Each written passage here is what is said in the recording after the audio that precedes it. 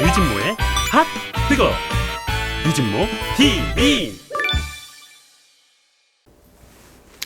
코로나19의 장마까지 겹친 요즘 현명하게 잘 대처하고 계시죠? 안녕하세요.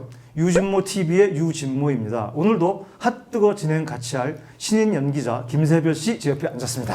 감사합니다. 안녕하세요. 김세별입니다. 오늘도 또 나왔네요. 네, 오늘 또 제가 따끈따끈한 그런 새로운 소식을 전달을 받았는데, 그 4년 동안 질질 끌어온 어떤 재판이 있었다고 하는데, 네. 그게 바로 조영남 선생님 얘기죠? 네. 그 조영남 씨는 스스로 화수라고 하죠. 무슨 뜻이냐? 화가 겸 가수. 이렇게 그래서 화수라고 하시는데요. 알다시피 조영남 씨는 원래 가수였지만 1990년대 말부터 화투를 소재로 그런 팝 아트 작업을 해오면서 스스로 트로트파라는 화풍의 창시자를 자처하고 있어요. 그런데 2016년입니다. 검찰이 수사한 결과 2011년부터 15년까지 조영남 씨가 특유의 화투 그림 이미지를 무명화가 SC한테 대신 그리게 해가지고 그걸 대작을 했다는 사실을 고지하지 않은 채 자기 작품이라면서 컬렉터들한테 팔아가지고 1억 5천여만 원의 수익을 챙겼다고 보고 검찰이 기소한 거죠. 아니, 근데 그게 가능한 일이에요? 그러니까 뭐 이렇게 해서 이번에 3심까지 간 거예요. 그래서. 아니, 근데 본인이 그래야죠. 근데 이게, 저도 그러면은, 이렇게 구상해놓고 누구한테 유명한 친구 화가한테 그려줘요. 하고서 팔면은, 그러면 그게 가능한 건가요? 그게요. 이게, 앤디 워홀 같은 세계적인 예술가들이 관행적으로 해왔다고 합니다. 이거를. 그러니까 자신은, 네. 대작가들은, 이 자신은 아이디어만 내고, 나머지의 구체적인 작업은 제자나 조수들이 하는 그런 걸 관행적으로 해왔고, 이런 관행은 14세기, 16세기 서양의 르네상스 시대부터 이미 있었다고 합니다. 그러니까 이 판결을 두고서, 그러니까 이게 이번에 판결이 마지막 판결 3심인데요. 1심에서는 유죄 판결을 받았고요. 2심, 그리고 최근에 3심은 이제 무죄 판결을 받았는데, 이 판결을 두고서도 미술계는 반기면서도 한편에서는 우려의 목소리도 나오고 있는데, 그게 왜 그러냐면은 최근에 유명 연예인들이 그 미술계로 들어오는 일이 사례가 많아졌어요. 근데 그 연예인 출신 예술가들의 작품이 사실 예술성은 확인 안 된 상황에서 대부분 화랑이나 그런 미술 자본의 그 마케팅 수단으로 활용돼 온 게 관행이 많고, 그래서 그 질적인 수준에 대해서는 사실상 터부시 돼가지고 거의 논의가 없다라는 게 그 이유거든요. 뭐 아이디어의 독창성의 중요성만 놓고 본다면 뭐 이번 판결은 옳다고 보겠지만은 작품성에 대한 깊이, 또 그거에 대한 고뇌가 없이 단지 유명 연예인이라는 이유 하나만으로 대중문화가 아닌 예술 작업에 뛰어가지고 돈을 버는 관행으로 이어지게 된다면은, 만약 그렇게 된다면은 나름대로 예술적인 성찰로 자기만의 작품 세계, 자기만의 화풍을 갈고 닦아온 전문 작가들은 어떻게 했어요? 좌절하지 않을까요? 그렇죠. 저는 이쪽 분야에 뭐 이쪽 미술 쪽에 관련이 없지만 얘기만 들어도 진짜 좀 그렇네요. 좀 약간 이해가 안 되긴 하는데 그 어쨌든 한 작품의 가치 평가는 전문가의 의견을 존중하는 그런 사법 자제 원칙을 지켜야 한다, 그런 소견이 있었는데 사법 자제 원칙을 근거로 하자는 게 대법원의 판결이었는데 그 판결의 근거는 또 검찰 측에서 확실하게 결정적인 증거를 제시하지 못한 그런 점도 뭐 있긴 해요. 근데 아쉽긴 하지만 저는 재판부의 판결에 대해서 좀 불만이 있는데요. 뭐냐면은 키워드가 딱 두 가지입니다. 관행과 고지 문제인데, 이 조영남 씨는 조수를 썼다는 사실을 고지하지 않았어요. 조수를 쓴다라는 게 관행이라고만 얘기를 했는데요. 사실 이 관행이라는 건 말입니다. 우리 사회를 살아보다 보면은 관행이라는 건 이제 법은 아니에요. 법이나 도덕과는 상관없이 그냥 다들 그래 왔으니까 그러려니 하고 넘어가는 건데, 제가 예를 들어 볼게요. 아주 극적인 예인데, 고려시대엔 고려장이라는 게 있었습니다.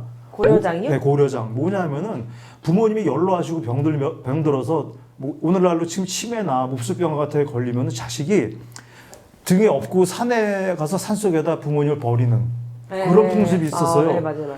근데 그때는 그게 풍습이라고 했지만 곧 조선시대에 들어오면서 그게 굉장히 불효고 범죄라는 게 사실이 인식이 바뀌어가지고 그게 없어졌지 않습니까? 네네. 그게 이제 왜냐면 다 관행이었는데 나쁘다라는 게 입증이 돼서 이제는 안 하는 거거든요.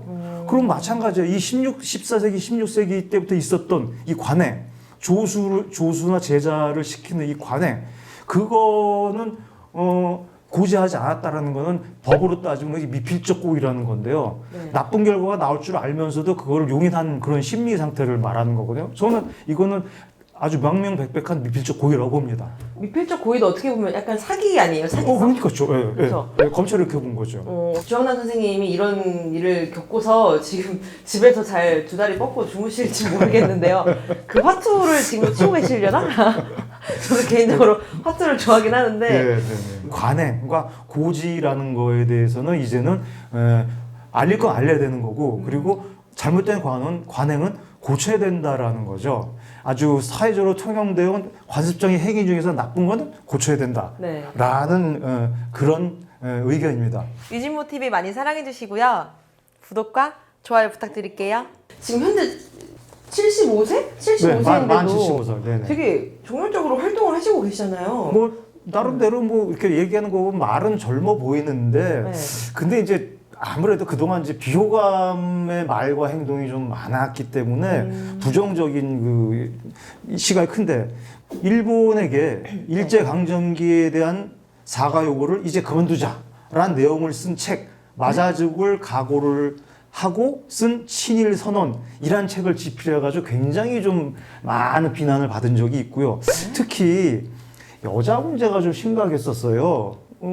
제가 뭐 방송 사례를 찾아봤는데 2011년 9월에는 빅브라더스라는 방송에서 소녀시대가 게스트로 나왔는데, 네. 소녀시대를 반가워하면서 포옹하는 과정에서 네.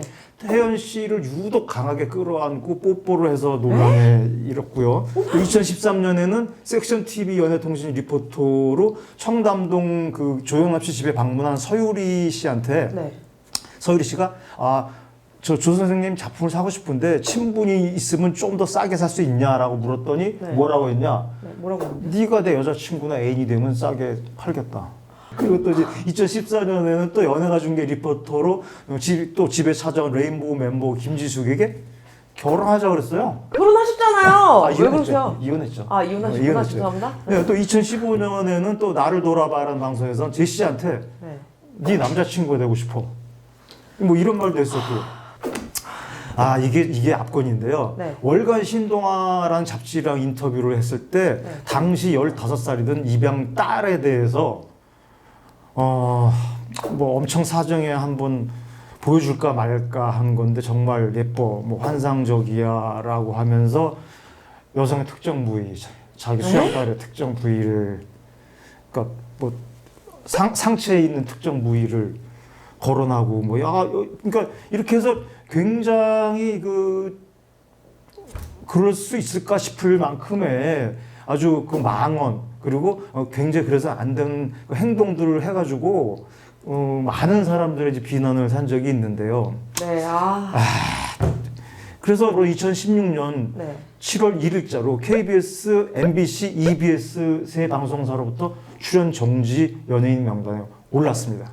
공교롭게도 조영남 씨는 가수로서의 오리지널리티에 대한 지적이 많아요. 이번 그 위작, 그러니까 대작 논란이랑 맥락이 같다고 하는데요. 네. 조영남 씨가 취입한 곡들은 거의 대부분이 외국곡 번안곡이고, 참여곡이 유일하게 하나, 화개장터. 화개장터는 제가 또 알죠. 화개장터 하나가 있는데, 근데 또 공교롭게 또 본인은 그 화개장터라는 노래가 별로 좋지 않다라고 공개적으로 방송에서 얘기한 적이 있을 정도예요. 제가 지금 국장님 얘기를 들으니까 네. 너무 지금 화가 치밀어 오르고 너무 이해가 안 되고, 저는 진짜 이런 사람은 지금 라고 생각해요, 진짜. 진짜 열받아. 네. 하여튼 뭐. 네, 일단 다음 얘기로 넘어가야 되니까 네네네. 열을 식힐게요. 네네. 유진모 TV 많이 구독해 주시고요. 잊지 말아야 되는 거 아시죠? 좋아요. 얼마 전에 새로 시작된 그 SBS 금토 드라마 네. 편의점 샛별이가, 아니 네. 샛별이 말고 네, 편의점 네. 샛별이가 네. 논란인데요. 그게 뭐죠? 김유정 씨가 여고생 주인공 샛별이로, 그리고 지창욱 씨가 샛별이가 알바를 하는 편의점의 점장인 최대현 역으로 나오는 성인 웹툰을 원작으로 한 드라마인데요. 제작진은 제작 발표 때 가족 드라마를 표방한다 그랬거든요. 왜냐하면 네. 언론 매체들이 이거 성인 웹툰을 원작으로 하니까 좀 야한 거 장면이 나오지 않겠냐 했더니 아니다 이건 가족 드라마다라고 이렇게 했는데 막상 뚜껑을 열고 보니까 성인 드라마예요. 그 새별이가 네. 대현이한테 네. 편의점에서 담배 3갑만 사다 주시면 안 돼요? 응? 잘생긴 오빠. 그러면서 딱 한 번만요. 그러면서 네. 그러니까 대현이가 뭐라 그랬냐? 몸에 해롭다, 몸 삭는다, 너 헤로인이 피지 말라 라고 충고하니까 새별이가 대현한테 다가가서 갑자기 뽀뽀를 하면서 이건 나 걱정해준 값이에요. 담배 끊으라고 해준 사람은 오빠가 처음이에요. 그러면서 뭐라 그랬냐? 오빠 조심하세요. 제가 오빠 어떻게 할지 몰라요. 라는 이런 아주 굉장히 선정적인 대사를 한 거예요. 약간 좀 손발이 오그라질 뻔했는데 그런 거였구나. 그런 내용이구나. 네. 그러고 시청률이 잘 나왔는데 두 번째 주부터는 달라지고 있다고 했죠? 네네. 시청률도 오르고 올랐어요. 좋죠. 그런데 이제 SBS는 공영방송이 아니고 이제 상업방송이니까 네네. 또 이제 사실 그런 내용이 전혀 시대착오적인 것도 아니긴 한데 현실적이긴 하죠. 네네. 근데 왜 공영방송인 KBS 드라마가 한 번 다녀왔습니다에서도 그랬잖아요. 김밥집에 그 여자분들이 마치 그 유흥주점에 접대부처럼 하고 나와가지고 맞습니다. 선정성과 이제 상품화 논란에 휩싸인 적이 있었잖아요. 네네. 근데 그거에 비하면 지금 이거 나오는 드라마는 뭐 좀 어느 정도 좀 허용이 되지 않나요? 그렇죠. 뭐 SBS는 지상파 방송사에서 유일한 상업 방송이니까요. 보는 시각에 따라서는 SBS니까 그럴 수도 있겠죠. 그럴 수 있다라고 할 수 있겠지만은 저는 제 생각하고 좀 다른 게 암만 SBS가 상업 방송이라고 영업 방송이라고 하더라도 지상파라는 체면만은 지키자라는 그런 쪽인데요. 이 드라마를 보면 그 여고생의 성적 매력을 무기를 삼아가지고 선량한 성인 남성을 위태롭게 만든다라는 이 설정으로 비추는데 이건 다분히 롤리타 신드롬으로 시청자를 유혹하는 걸로 보이거든요. 또 이런 장면이 있었어요. 여고생들이 노래방에서 노래를 하는데 굉장히 선정적인 춤을 춥니다. 근데 카메라를 안각으로 잡아요. 밑에서 위로 잡아요. 이게 밑에서 위로. 그 의도로? 네. 그 의도는 뭐겠어요? 심지어는 더 나아가서 오피스텔에서 성매매를 암시한 시퀀스까지 등장하니까 정말 혀를 찰로 오르셨던 거죠. 뭐 최근에는요. 케이블 TV죠. 엠넷에서 방송한 굿걸 누가 방송국을 털었나에서는 남녀 간의 성행위나 성기를 유추할 수 있는 노래 가사와 선정적인 안무들 청소년 시청 보호 시간대 방송했다는 이유로 방심위로부터 법정 제재인 주의 의견으로 그 전체 회의에 상정되기도 했단 말이에요. 아무리 유튜브 등 온라인 개인 방송으로 시청자들을 뺏기고 있다는 그 위기의식이 팽배하다고 하더라도 거대 방송사라는 그 공적인 매체로서의 그 책임감을 좀 잊지 말았으면 좋겠습니다. 그러긴 하죠. 요즘에 하도 이제 방송에 선정적인 내용이 너무 많이 나와가지고 저도 약간 조금 불쾌한 적이 있었던 적이 있거든요. 그렇습니다. 어쨌든 오늘 얘기 너무 잘 들었고요. 오늘도 유지모 TV와 함께 해주신 여러분들, 구독자 여러분들 정말 고맙습니다. 좋아요와 구독 눌러주신 거 잊지 마시고요. 늘 건강하세요. 감사합니다. 감사합니다.